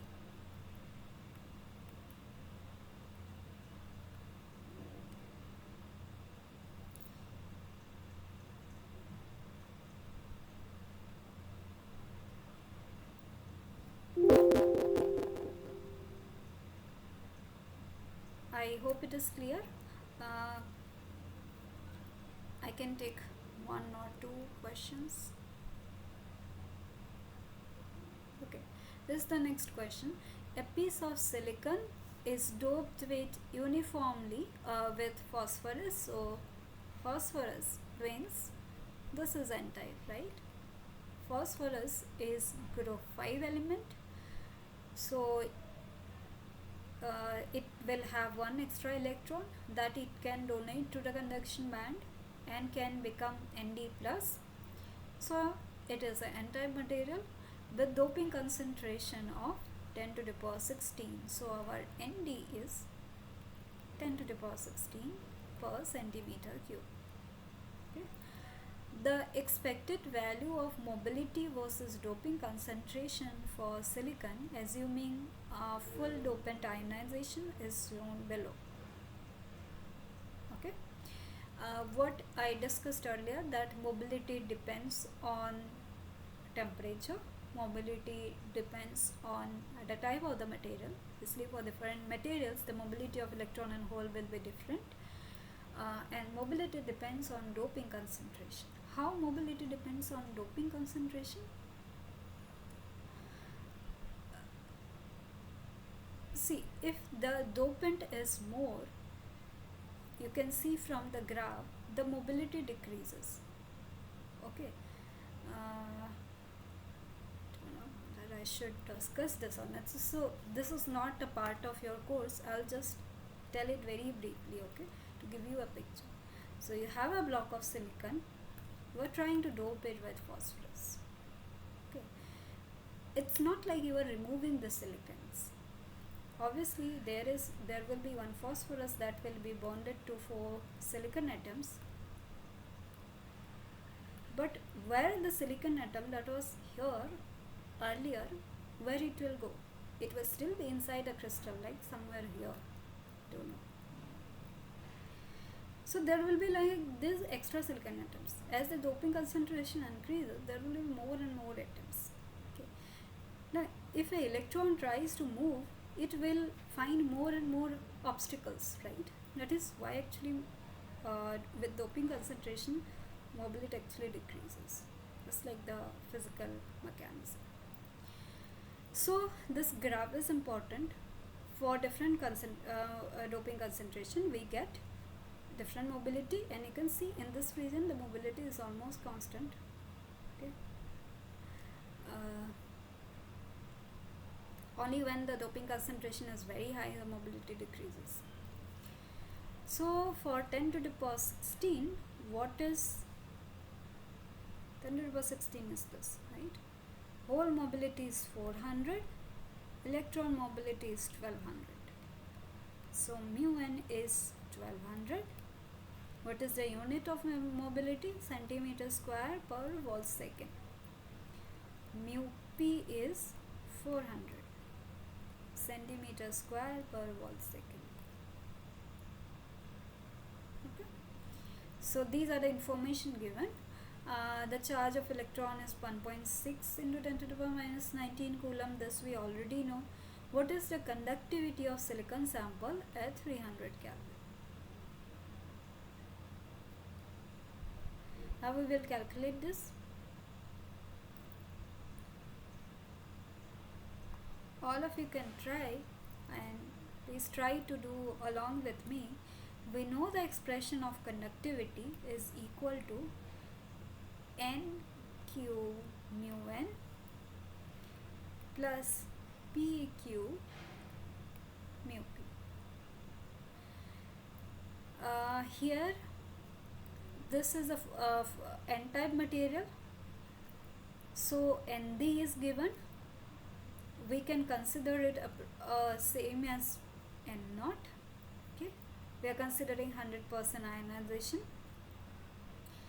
and this value is 10 to the power 16 is very high compared to Ni at 300 Kelvin for silicon, which is 1.5 into, so we know that Ni is 1.5 into 10 to the power 10 per centimeter cube. Okay, what will be P naught? That will be Ni square by N naught. Roughly say this is 10 to the power 20 by 10 to the power 16, which is approximately 10 to the power 4 per centimeter cube. Now this number is very small compared to Nd or N naught. Like this is 10 to the power 16. This is a very large number compared to 10 to the power 4.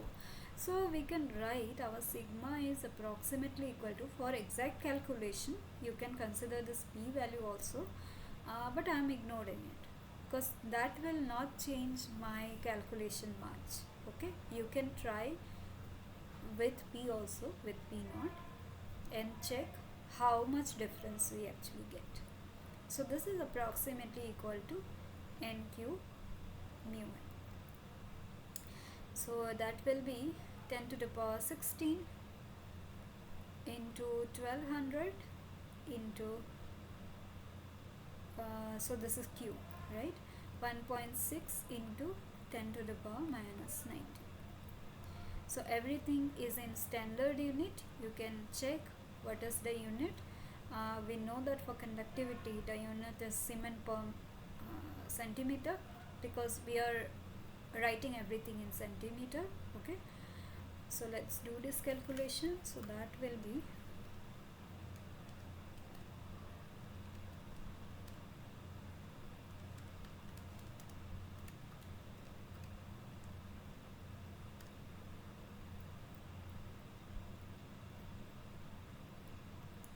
1.92 Siemens per centimeter. You can compare this conductivity value with conductivity of metal and conductivity of insulator. Okay.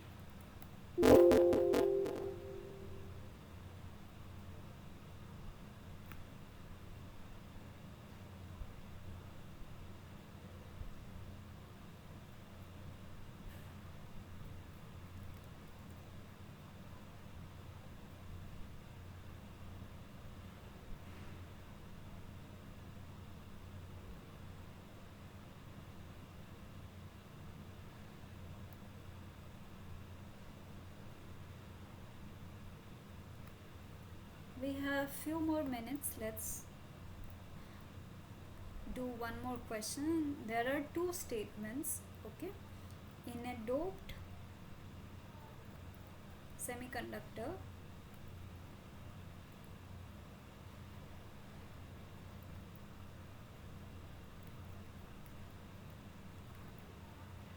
the ionized dopants, the dopants can be acceptors or donor, can freely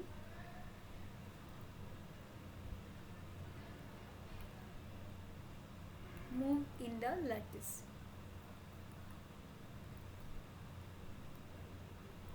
Second statement is, in a doped semiconductor,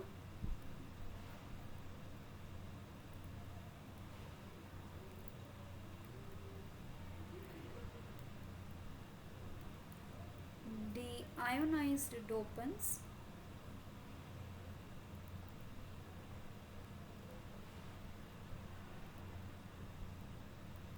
do not directly contribute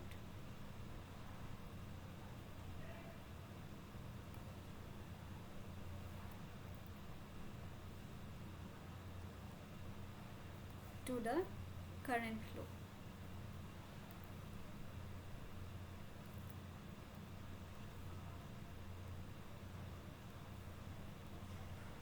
Which of the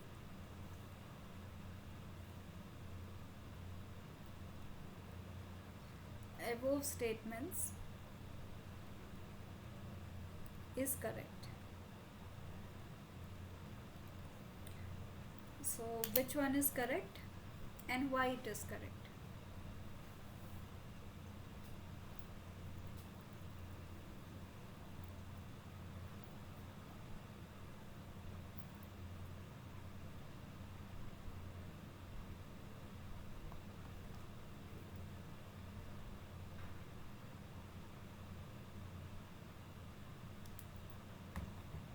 Can I get an answer?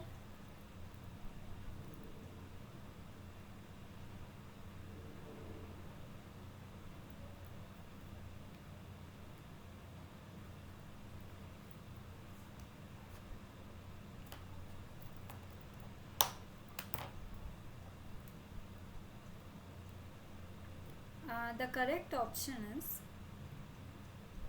statement 2, right?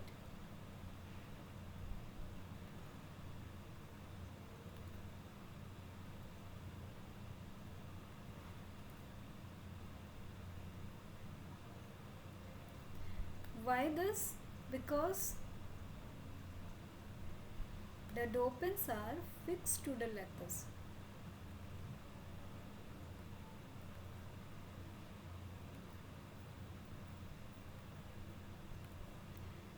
Say you have a phosphorus atom that is bonded to 4 silicon atom. There will be one extra electron it has in the valence cell. Due to thermal energy, this electron can go away to the conduction band and it can freely move, say. Okay, moving electrons, moving carriers can conduct current. Fixed atoms or fixed charge cannot carry current.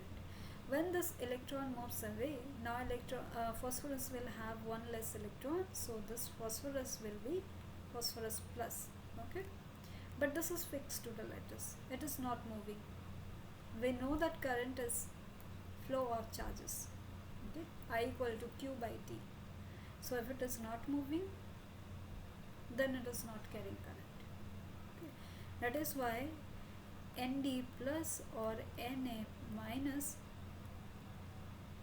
we don't consider as in the calculation of Z drift. Okay, we only consider the electrons that is donated by this. Okay, if you have it,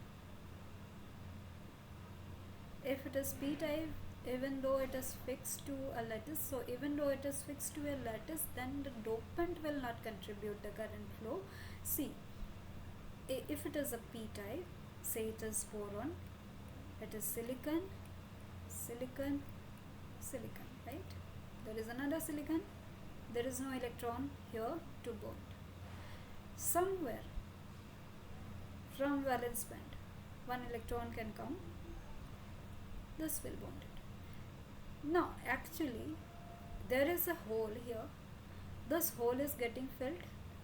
That means this hole is getting filled by some electron. From somewhere electron is coming, right? And hole is filling. So this is like this hole is moving in this direction.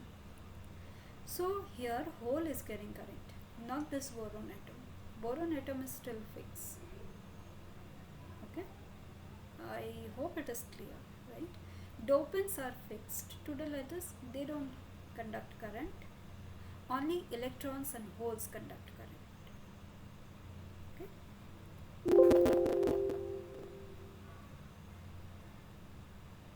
So I will stop here. It is almost time. If you have any question, you can ask. I will wait for 1 or 2 minutes.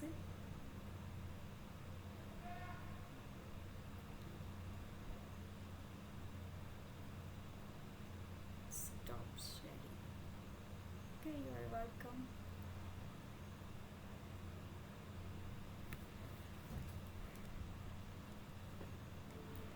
Okay, thank you everyone for attending the session. I hope that this was useful. So let's meet in the next week, next Tuesday between 6 to 8, the same timing, same meeting link. Okay, thank you.